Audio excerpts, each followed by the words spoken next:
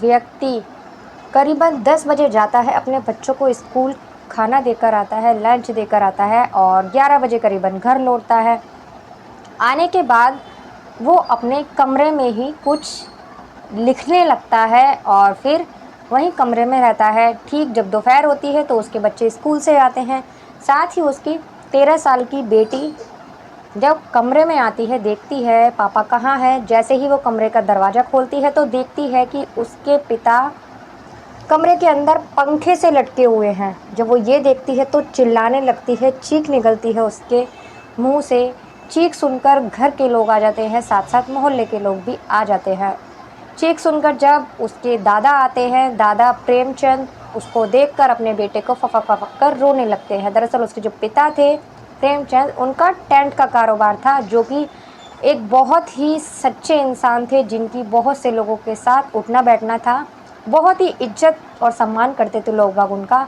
उनके 4 बेटे थे। 4 बेटों में सबसे बड़ा रिंकू था, जो कि उसकी शादी करीबन 2003 में हुई थी और ये जो घटना होती है ये 2017 की घटना होती है, जब वो सुसाइड कर लेता है। अब ये मामला सुसाइड का होता है तो कोई उसको फंदे से नहीं उतारता। पुलिस को कॉल की जाती है और पुलिस को कॉल करने के बाद में मौके पर पुलिस आती है।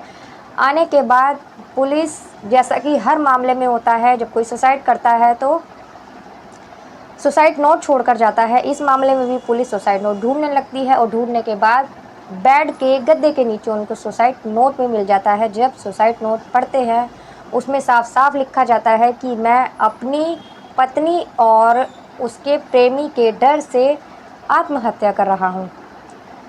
जब ये सुसाइड नोट पढ़ ही रहे होते हैं, इतने में ही उसकी पत्नी रोती हुई आती है वहाँ और ज़ोर ज़ोर से रो रही होती है, कह रही होती है मेरे पति ने ये क्या कर लिया।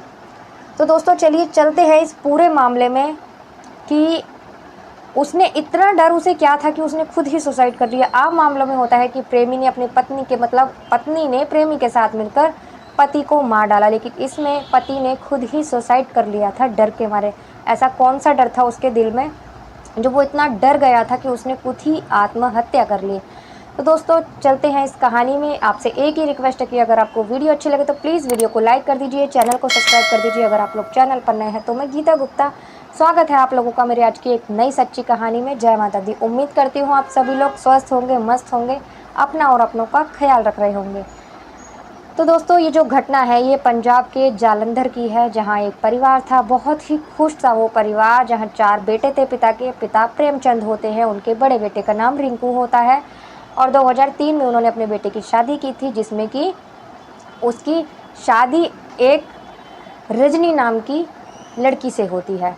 अब जो उसकी शादी होती है, आती है अपने घर में रजनी। शादी से पहले उसको खुलना मतलब खुल के रहना, कहीं घूमने आने जाने में उसके ऊपर कोई रोक टोक नहीं थी, जो कि जब उसकी शादी हो जाती है तो वो अपने ससुराल आती है।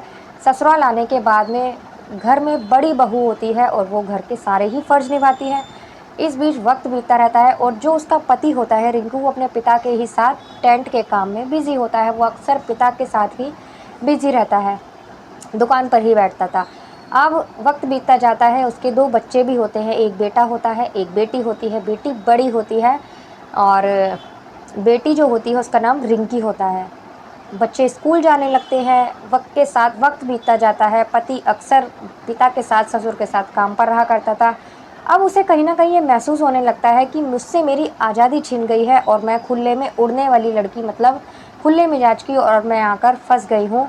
अब उसे ये महसूस होने लगता है। तो और जब भी वो अपने पति से मतलब इस बात का जिक्र करती थी तो उसके पति काम का बहाना बना दिया करता था। अब यही सब बात उसे मतलब खाने लगती है अंदर ही अंदर कि मेरी ज़िंदगी का क्या हो गया है। एक दिन वो अपने पति के साथ, रिंकू के साथ, पास की ही मतलब मार्केट होती है, उसमें एक आर्टिफिशियल ज्वेलरी की शॉप होती है। जानी मानी वो शॉप होती है। उस शॉप का जो मालिक होता है उसका नाम होता है रजनीश। वहाँ जाती है वो। वहाँ जाने के बाद में वहाँ शॉपिंग करती है। शॉपिंग करने के बाद में बहुत अच्छी दुकान होती है। अच्छा, जहाँ का जो मालिक था वो रजनीश, उसका मिजाज कुछ ऐसा था कि वो खूबसूरत औरतों को देखकर उन पर फिसल जाया करता था तो वो भी शादीशुदा बाल बच्चे वाला, लेकिन उसकी फितरत ही कुछ ऐसी थी। वहीं जो ये रजनी थी, बहुत ही ज़्यादा खूबसूरत थी। वो इसे भी जब देखता है तो उसके अंदर इसे पाने की, इससे मिलने की इच्छा ज़ाहिर होने लगती है। अब वो तो वहाँ से शॉपिंग कर कर अपने घर आ जाती है। आने के बाद वो जो वहाँ का मालिक होता है रजनीश, अब वो अपने आदमियों से बोलकर सोचता है कि ये कहाँ रहती है ये औरत, इसका पता लगाया जाए। साथ ही वो जब ढूँढने लगता है उसको, तो बहुत जल्द उसे पता लग जाता है कि वो अपने परिवार के साथ रहती है और प्रेमचंद है ये उनकी बेटे की पत्नी है, रिंकू की पत्नी है उनके बड़े बेटे की, जिनका टेंट का कारोबार है। उनका भी टेंट का कारोबार काफ़ी अच्छा था, उनकी जान पहचान थी अच्छी, तो उनको भी काफ़ी सारे लोग जाना करते थे।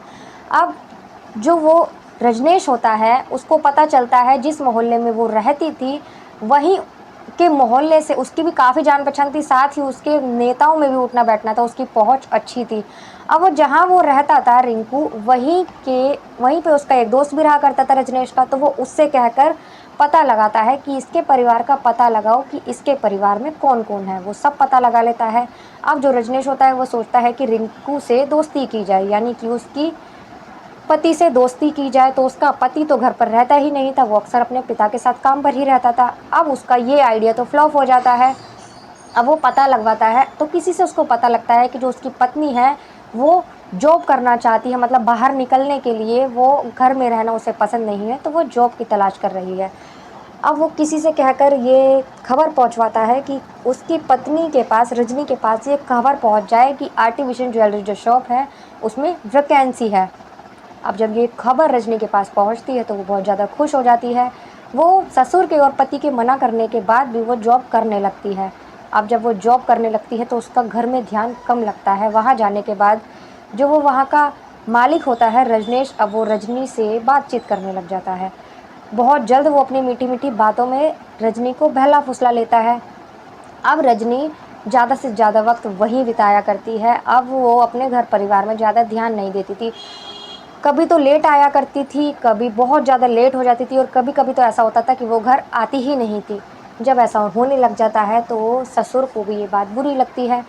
अब धीरे धीरे उन दोनों के बीच में नज़दीकियाँ बढ़ती हैं और उन दोनों में संबंध बन जाते हैं। अब इसकी खबर आसपास के लोगों को होती है तो कहीं ना कहीं ये खबर प्रेमचंद तक पहुंच जाती है, यानी कि उसके ससुर तक। जब उनको अपनी बहू को ये करतूत पता लगती है तो उनकी बदनामी होती है और उनकी, मतलब उन्हें अच्छा नहीं लगता। तो वो जैसे तैसे अपने बेटे को बताते हैं ये बात। जब रिंकू को ये बात पता चलती है तो वो अपनी पत्नी को डांटता है और घर में कलेश होने लग जाता है। अब जब घर में कलेश होने लग जाता है तो जो पत्नी होती है उसकी, वो भी चिढ़ने लग जाती है। जो पत्नी कभी बोलती भी नहीं थी, अब वो खुलकर ऊंची आवाज़ में बात करने लगती है। रिंकू कहता है कि तुम घर की बड़ी बहू हो, इसके नाते तुम्हारी घर की कुछ जिम्मेदारियां हैं, अपने बच्चों के प्रति, पति के प्रति और ससुर के प्रति तुम्हारी कुछ जिम्मेदारियां हैं जिन्हें तुम्हें निभाना चाहिए। लेकिन वो अब बोलती है कि मुझे नहीं बनना किसी घर की छोटी बहू या बड़ी बहू या किसी की पत्नी, किसी की माँ। मुझे अब अपनी मर्जी से जीना है और मैं किसी की बात नहीं सुनूंगी। जब वो ऐसे बोलती है, अब जो रिंकू होता है वो सोच में पड़ जाता है। जो पत्नी अब तक बिल्कुल नहीं बोलती थी, उसको ऐसा क्या हुआ है, उसे पता चल जाता है उसके अवैध संबंध के बारे में, लेकिन वो नहीं मानती। अब जो रजनीश था वो भी अब इसके घर में दखल अंदाजी करने लगता है। उसकी बेटी की बर्थडे पार्टी होती है तो वो उसे भी इन्वाइट करती है। वहाँ आने के बाद में वो उसके घर में दखल अंदाजी ज़्यादा करता है, वहीं कोई बात हो जाती है। अब वो जो रजनी होती है वो डिवोर्स के लिए बार बार पति पर प्रेशर बनाने लगती है। उसी बर्थडे वाले दिन वो फिर से तलाक के लिए बोलती है तो दोनों में लड़ाई, मतलब कहा-सुनी होती है। इस बीच जो रजनीश होता है वो उसके बच्चों के ही सामने रिंकू को 2-4 थप्पड़ मार देता है। मारने के बाद साथ ही जो रजनी होती है वो कहती है कि तुम मुझे तलाक दे दो, नहीं तो अच्छा नहीं होगा। ये कहने के बाद अब वो 2 दिन बाद ही घर छोड़कर चली जाती है और एक किराए का कमरा लेकर रहने लगती है। कहने में तो ये आता है कि वो अकेली रहने गई थी, लेकिन उसके पीछे रजनीश का ही हाथ था। अब वहाँ रजनीश के साथ ही वो रहने लगती है। साथ ही जो रिंकू होता है वो पुलिस कंप्लेंट भी करता है कि मेरी पत्नी घर छोड़कर चली गई है और किसी गैर मर्द के साथ रह रही है। अब पुलिस थोड़ी सी ही तहकीकात करना शुरू करती है कि जो रजनीश होता है वो अपनी, मतलब पहुंच का फ़ायदा उठाकर उसका मामला रफा-दफा करता है। रिंकू की कोई भी, अब जो भी वो कंप्लेंट करता था वो उसकी कोई भी सुनवाई नहीं होती थी, क्योंकि रजनीश की पहुंच जो थी वो नेताओं से थी इसीलिए। अब रिंकू बड़ा परेशान होता है। वो अब वो उसकी जब सुनवाई नहीं होती है तो वो अपनी ऊपर पहुँच मतलब ऊपर सुनवाई के लिए अप्लाई करता है। अब वो जब उसकी पुलिस स्टेशन में सुनवाई नहीं होती तो वो बड़े लोगों के पास जाता है। अब वो वहाँ अपनी सुनवाई के लिए दरख्वास्त करता है। अब जो वो होता है, जो रजनीश होता है, अब कहीं न कहीं उसकी जो पहुँच थी वो काम नहीं करती और वो पुलिस स्टेशन जाता है, लिखित में माफ़ी माँगता है उससे, रिंकू से, और कहता है कि आज के बाद मैं तुम्हारे घर में दखल-अंदाज़ी नहीं करूँगा। ये कहने के बाद वो अपने घर आ जाता है। अब घर आए हुए 1-2 दिन ही होते हैं कि उसकी पत्नी आती है एक दिन घर पर और उसको बोलती है कि तुमने ये कंप्लेंट कर अच्छा नहीं हुआ, तुम क्या सोचते हो ऐसा करने के बाद क्या मैं शांति से रह लूँगी? तुम मुझे तलाक दे दोगे? राज़ी खुशी से तो अच्छा होगा, नहीं तो तुम्हारे लिए बहुत बुरा होगा। कितनी बार ऐसा हुआ था कि रजनीश ने रिंकू के ऊपर हाथ भी उठाया था और वो मतलब अपनी फ़ोर्स का फ़ायदा उठाता था, अपनी पहुँच का, और मारपीट भी कितनी बार उससे कर चुका था, उसकी पत्नी के ही, बच्चों के ही सामने। इस बात से रिंकू को ये पता तो चल चुका था कि उसकी पहुँच बहुत ज़्यादा है, तो इसलिए जब वो उसे धमकी देकर चली जाती है तो 27 मई 2023 की ये बात है, वो उसको धमकी देकर जब चली जाती है तो उसके 2 दिन बाद ही घर पर होता है, अपने बच्चों को स्कूल खाना देकर आता है। आने के बाद में वो बैठा हुआ पंखे से सुसाइड कर लेता है और सुसाइड नोट लिख कर भी जाता है। जब सारी बात जब वो सुसाइड नोट जब लिख के जाता है तो वो जब पुलिस के हाथ लगता है, लगने के बाद उसके प्रेमी को और उसको गिरफ्तार कर लिया जाता है और बहुत जल्द वो सारी सच्चाई कबूल भी कर लेती है कि मैंने अपनी आज़ादी के लिए ऐसा सब कुछ किया था, और उसके दोनों को पकड़कर जेल में डाल दिया जाता है। अब इसमें एक पिता ने, उनके 2 बच्चे थे, पत्नी तो पहले ही जा चुकी थी, चली ही गई थी वो घर से क्योंकि उसके अवैध संबंध किसी और के साथ बन चुके थे। पिता भी चला गया तो उन दोनों बच्चों की ज़िंदगी ख़राब हो जाती है। एक महिला ने अपने अवैध संबंध को बचाने के लिए, अवैध संबंध बनाने के लिए एक परिवार को, अच्छे खासे परिवार को बर्बाद कर दिया था।